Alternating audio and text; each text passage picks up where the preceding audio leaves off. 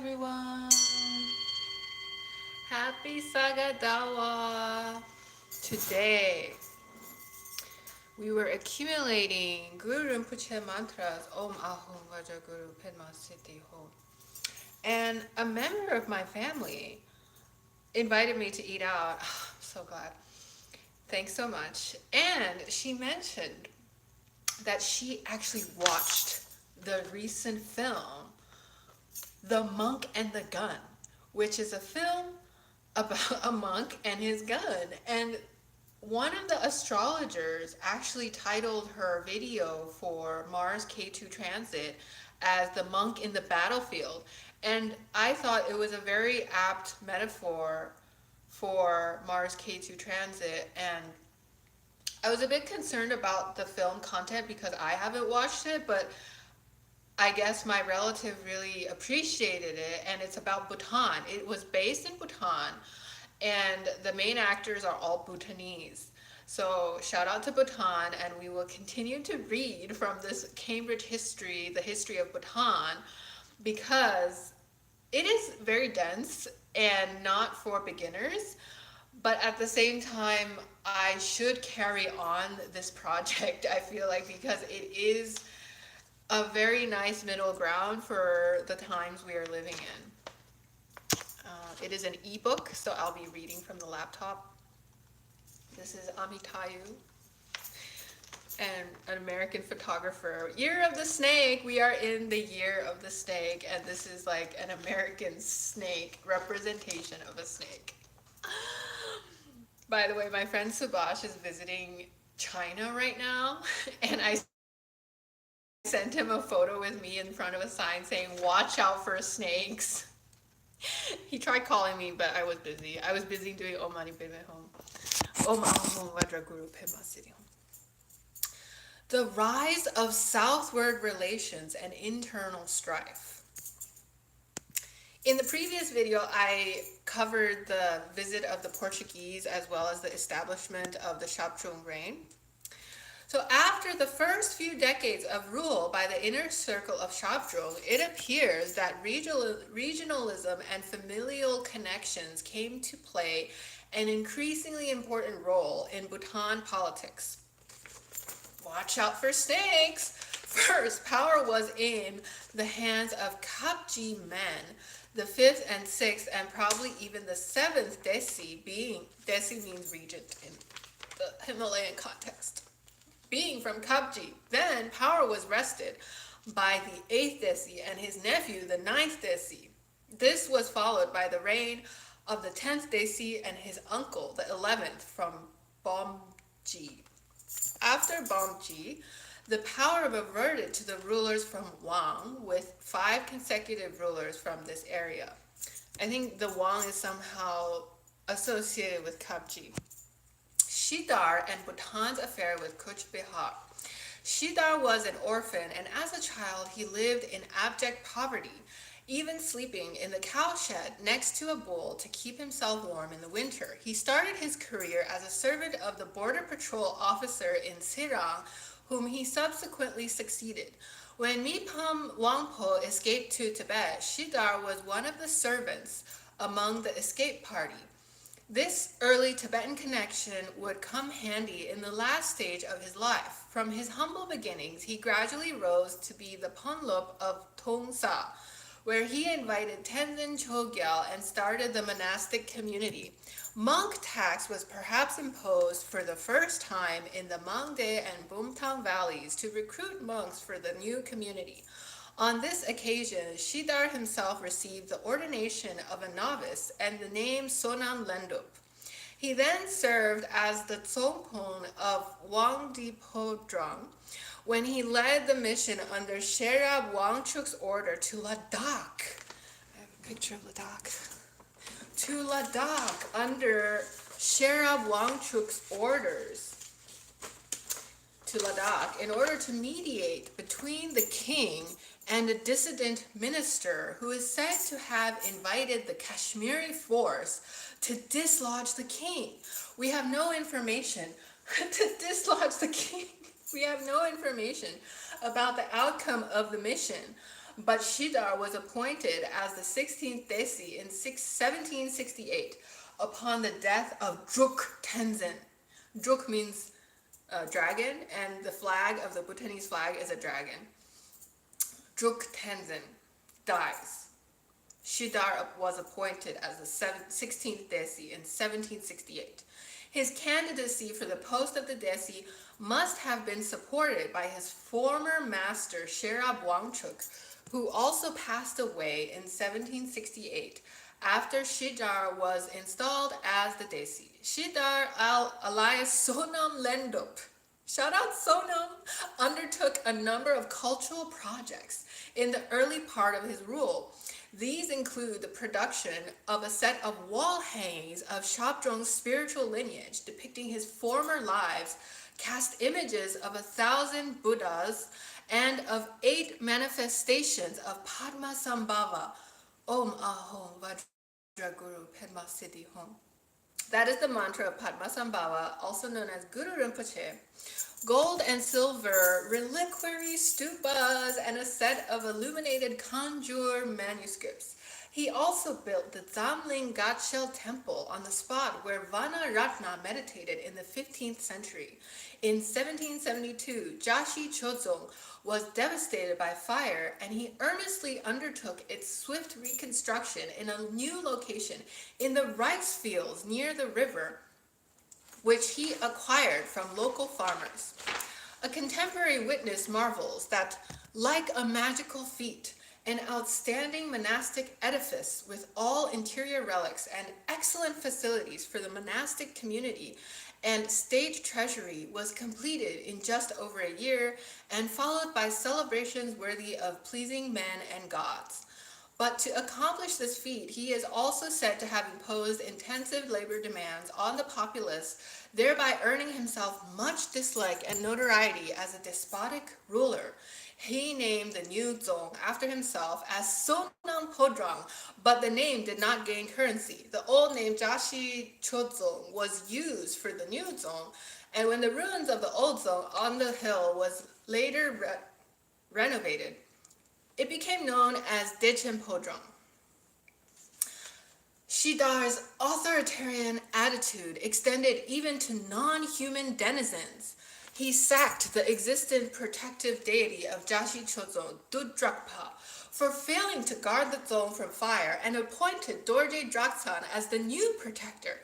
He also openly issued edicts to the protecting deities and spirits in the country, commanding them to bring timely rain or carry out such superhuman duties. Timely rain, such as the Nagas, they also bring rain. The first cracks in his high-handed rule, however, appeared when he showed displeasure of Jigme Senge, the incarnation of Nipan Wangpo, the head of state since 1763.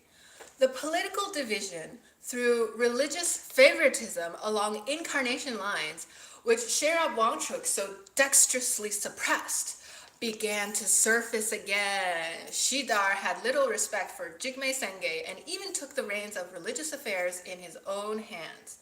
When the religious members of the clergy complained, he reproached and punished them by sending them to remote postings. Oh my gosh. In contrast, Shidar openly supported Choki Gyaltsen, 1762 to 88, the rebirth of Jigme Drakpa due to an earlier connection.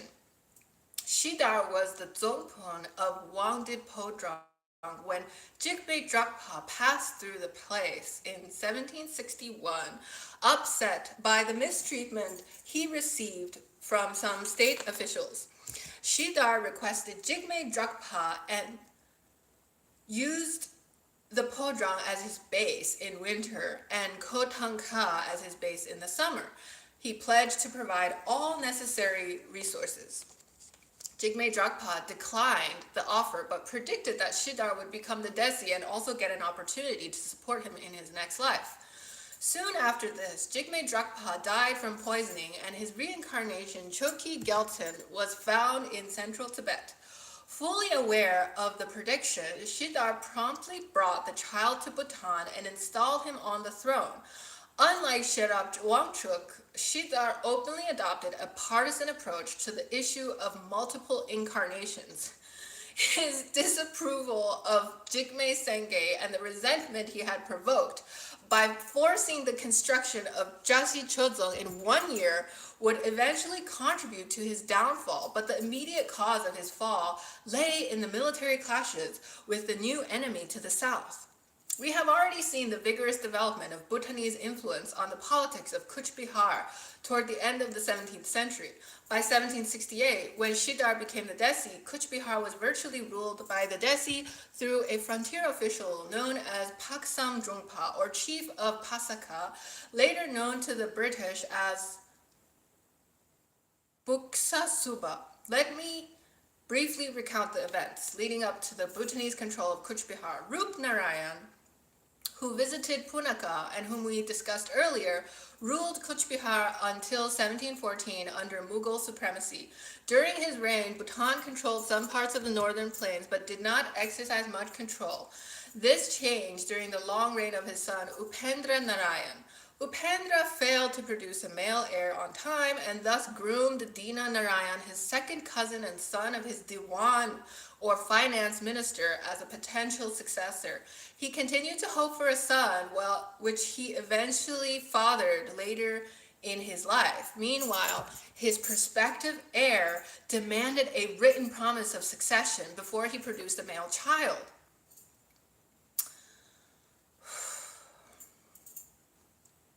This he declined to give, and the angry Dina Narayan colluded with the Mughal military officer at Rangpur to bring in the Mughal forces to occupy Kuch Bihar in return for making him a puppet ruler under Mughal supremacy. In the face of the Mughal invasion, Upendra turned to his northern neighbor for military support. Although Bhutanese histories do not mention this, Bhutanese troops were sent and the joint forces of Kuch Bihar and Bhutan successfully repelled the Mughal forces and eliminated Dina Narayan. The trouble for Upendra, however, was only beginning as the Bhutanese soldiers stayed and increasingly took control of the state. Reese's says, "You look nice today. Thank you." Nick says, "They will be coming in." Oh. No, actually, I live somewhere very far from, people who look like me, so don't worry, Nick. The trouble for Upendra, however, was only beginning as the Bhutanese soldiers stayed and increasingly took control of the state. There is emadachi in McLeodganj in India, and I have never eaten emadachi anywhere else. But yeah, if you guys know, outside of New York, where to get Bhutanese food, I mean, maybe Florida, I guess. Okay. Emadachi is Bhutanese. They like their cheese. Okay. The trouble for Upendra, the Kuch Bihar ruler, however, was only beginning as the Bhutanese soldiers stayed and increasingly took control of his state. By then, much of northern plains adjacent to Bhutan were fully under Bhutanese control, governed by the Paksam Drungpa, with an annual tribute extracted each year in Chichakota. The Dewan Dio was responsible for the revision of requisites for the Bhutanese officers in Kuch Bihar. The next king, Devendra Narayan, so the Dewan is like the finance minister. The next king, Devendra Narayan, was barely 4 years old when his father Upendra Narayan died in 1763. The queen installed the young prince on the throne and immolated herself on the pyre of her husband's cremation in order to observe the religious rite of sati. With the only nominal king, the Bhutanese became de facto rulers, and practically all decisions were taken by the Paksam Drungpa in consultation with the Desi. The Paksam Drungpa at this time was probably Samten. He doesn't know for sure. The historian does not know for sure. One of the patrons of Shakya Tenzin, footnote number 2. This is Karma Palbar, 1984.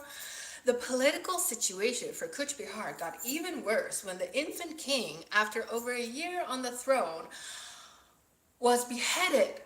Oh my gosh. The infant king was beheaded. Please don't tell your kids. In 1765, by a Brahmin while playing with his friends, the murderer was apprehended and killed, and the mastermind of the plot, the court priest Ramananda Goswari, was brought to Punaka and put to death. The Nazir Dev was found to be involved in the plot, and a fight broke down between Nazir Dev and Dewan Dio, the finance minister, the two leading ministers. But a settlement was reached, and the throne was passed to Dewan Dio's son, the late king's cousin, Darjendra Narayan. He appointed his trusted brother Ram Narayan to the post of the finance minister, married 6 queens, and produced 2 heirs. Nevertheless, peace was not to prevail. Sometime around 1770, Bhutan invaded Vijayapur, the capital of the Limbu Kingdom in the eastern part of modern Nepal and western part of Sikkim and Bihar.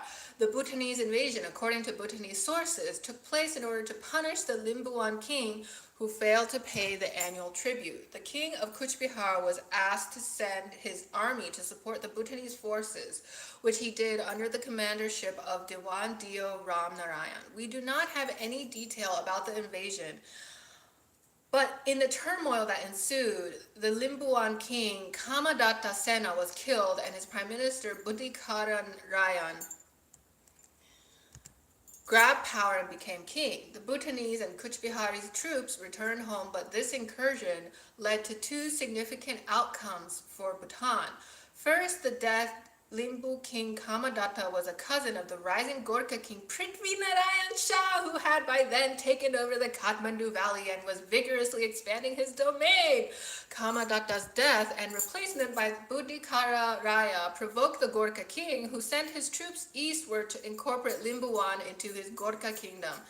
Prithvi Narayan, who was on friendly terms with Desi Shidar of Bhutan, sent a message to the Desi asking him not to send any military support to the new Limbu king. Bhutan may have been obliged to provide military protection for Vijayapur, as this country was considered a tributary annex of Bhutan.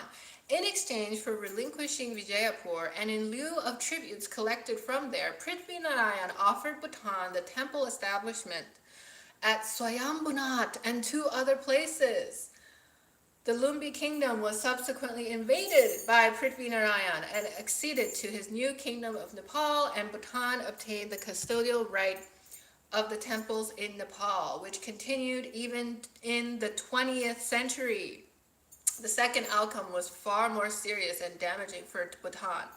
When the Dewan Dio returned from Vijayapur with booty, he delivered only some to King Dajendra and kept most of it for himself. This annoyed the king, who was already uncomfortable with the financial minister's growing influence. In addition, some court officers maliciously instigated the king against the finance Dewan, resulting in his dismissal from the court and confiscation of properties by the king.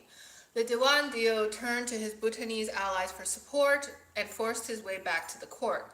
But he was eventually killed by his brother, the king, in 1769, while he was waiting on the king unarmed. In addition to such court intrigues, a severe famine struck the region of Bengal in 1770, killing 1/3 of the population, but we do not know how much harm was done to Kuch Bihar. The news of the assassination of the Dewan Dio arose serious concerns in Bhutan about the stability of Kuch Bihar. On the occasion of the annual feast, which was organized for the Bhutanese and Bihari officials, the Bhutanese invited King Dajendra to the party. Fearing reprisal, the king initially declined, but when the Bhutanese threatened him with a total boycott of the annual feast, he was forced to attend. At the feast, the Bhutanese forces arrested King Dajendra and his new Dewan Dio and took him captive to Punaka. He was the second king of Kuch Bihar to set foot in central Bhutan, the first being his grandfather Rup Narayan. The Bhutanese appointed his brother Rajendra Narayan as the new puppet ruler, and the Paksam Drungpa exercised even greater control on the state and the royal household.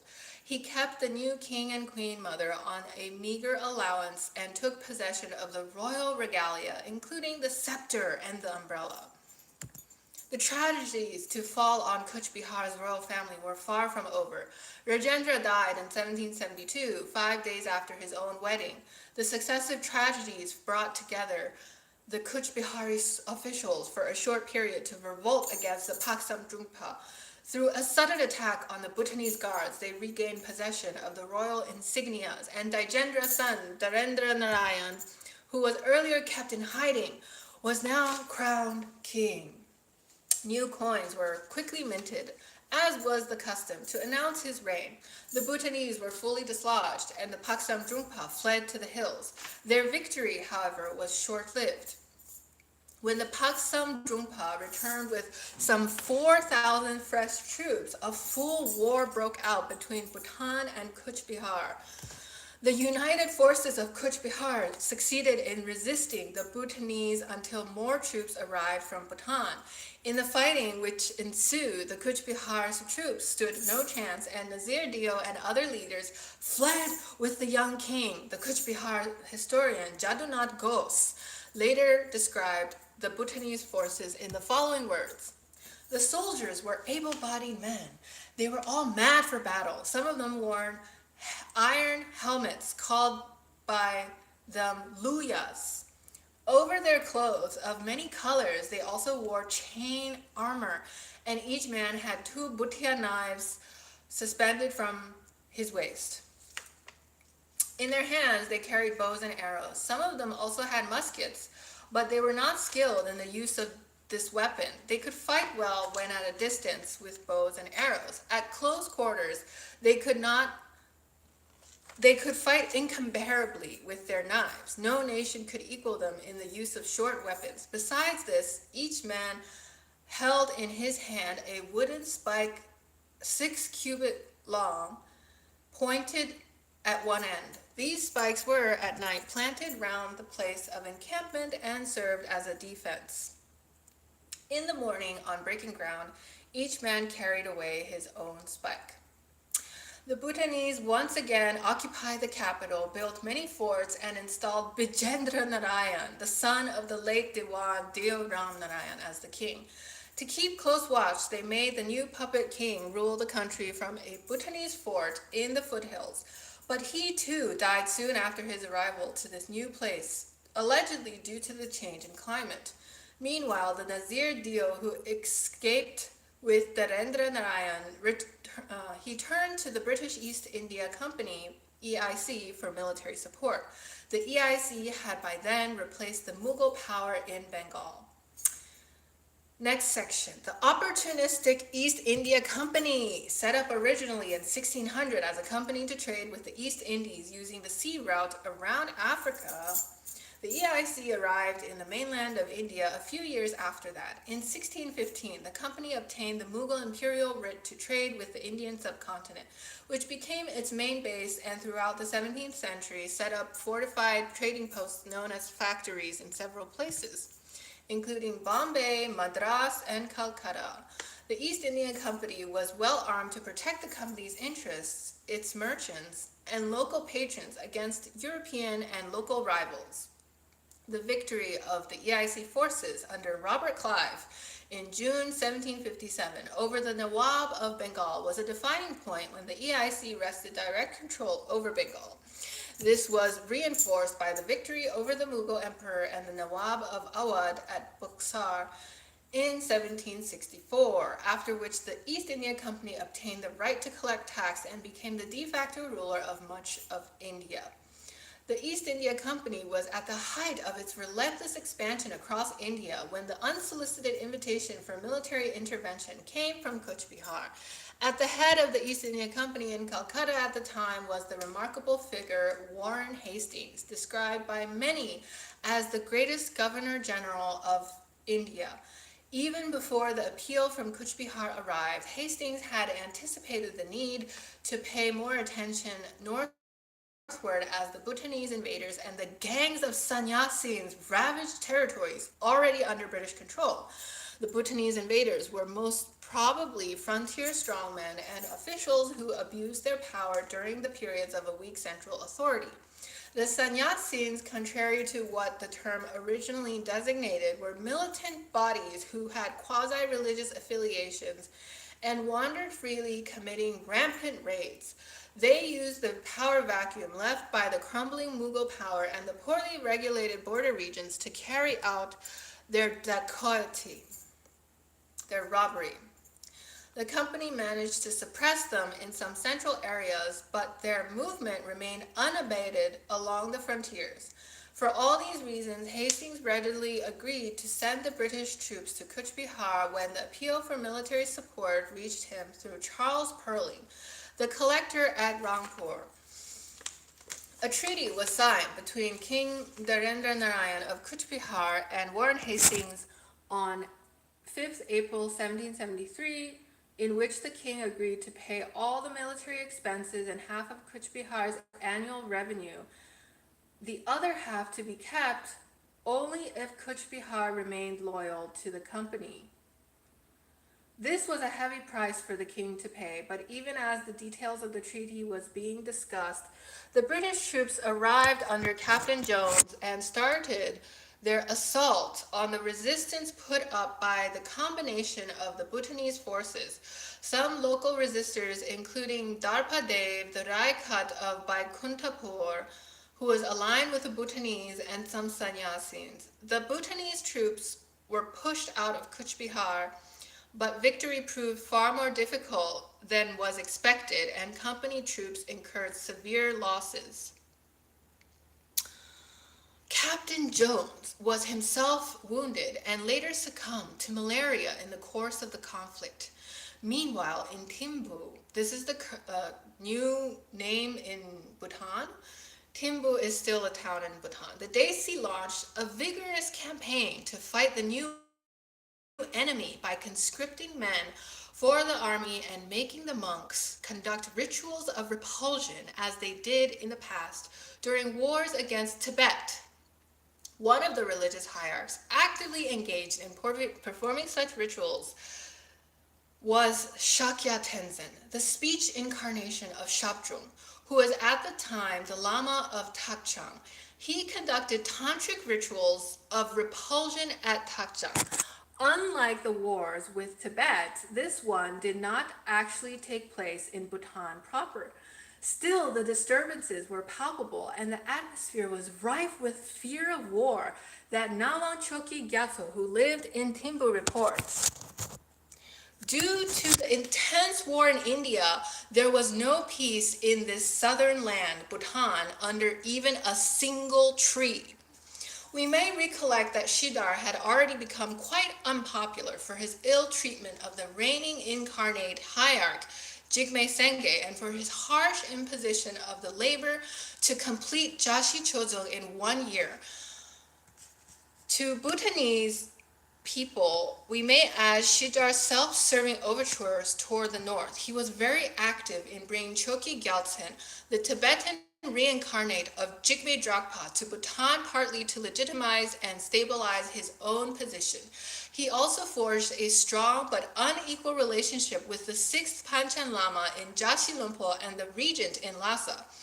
This is where it gets juicy. His submissive relation to Tibet in order to reinforce his own political standing in Bhutan was scorned by most Bhutanese, for whom the numerous wars with Tibet and concomitant enmity were still lingering in their memory. Furthermore, Shidar is said to have sought a seal from the Chinese emperor to enhance his authority. For patriotic Bhutanese, this amounted to an act of high treachery against the sovereignty of the Bhutanese state, which he was supposed to protect. His campaign for war in the south was certainly not appreciated by many in the court and monastic circles. When Shidar approached Kunga Rinchen, the master of dialectical studies, for his advice and support, the latter took the opportunity to remove Shidar from power with lip service. Kunga Rinchen and Shidar were previously very good friends, the former aspiring to be the Je Khenpo and the latter to be the Desi. They were said to have even pledged to each other that if Kunga Rinchen became the Jekempo first, he would support Shidar to attain the post of the Desi, and if Shidar became Desi first, he would support Kunga Rinchen to become the Jekempo. However, Shidar became the Desi, and Kunga Rinchen did not see any support from his friend. Embittered by this, Kunga Rinchen treacherously persuaded Shidar to lead the army himself, adding that there was no one more able than himself. Shidar was quite oblivious to the fact that his old friend was now on the side of Jigme Senge and the clergy and conniving towards his downfall. They decided that it was best to consult the protecting deities on this through a divination. This divination chosen was a traditional lucky dip in which the supplicant picked one of the two tiny paper rolls or balls of dough which contained the answers saying good or bad. Shidar was made to pick the one for obtaining a divine answer to the grave question of whether it was good or bad for him to lead the troops. The answer was an unequivocal good, and Shidar was now obliged to lead the troops. What Shidar did not know, was that the divination was a ruse to trick him. The monks had put good in both options. With divine instructions to lead the troops, Shidar raised a large army and descended to the plains, leaving the conniver Kunga Rinchen acting Desi. He is said to have solicited military help from Nepal, Assam, and Tibet, but we do not know how much came, if at all. Mazumdar tells us that Darpa Dev and his troops of sannyasins were fighting side by side against the British. The Kuch Bihari sources state that there were some 4,000 Bhutanese men in the first detachment and some 17,000 in the second one under a zimpon or chamberlain, but do not mention Shidar's own engagement at the battlefront. It is clear that most young men were recruited through a nationwide program of conscription if we were to extrapolate from the words of Nawang Choki Gyatso, who saw the events unfold. Quote, through strong hatred and arrogance born from discontentment, the hierarch lamented. Talking about Shidar, he led all beloved sons of Bhutan as his troops to make a sacrifice of human flesh to the Indian fox, wolves, dogs, and vultures. A human sacrifice it was, in one sense, as Bhutanese soldiers fell in hundreds to superior British firepower, and the British, under Perling, advanced to occupy all the plains. Some 600 Bhutanese soldiers were killed in the first encounter on 22nd December 1772, alone when the British ousted them from the fort of Kuch Bihar. The British also suffered serious casualties, with a large number of sepoys killed and death of at least 3 captains. 40 British sepoys were killed on 11th March 1773 just by the boulders from a hill towards the British by the Bhutanese. The Bhutanese fought gallantly and left a remarkable impression of their military courage and skills on the British. The bravery of their commander, Wan Zimpon, probably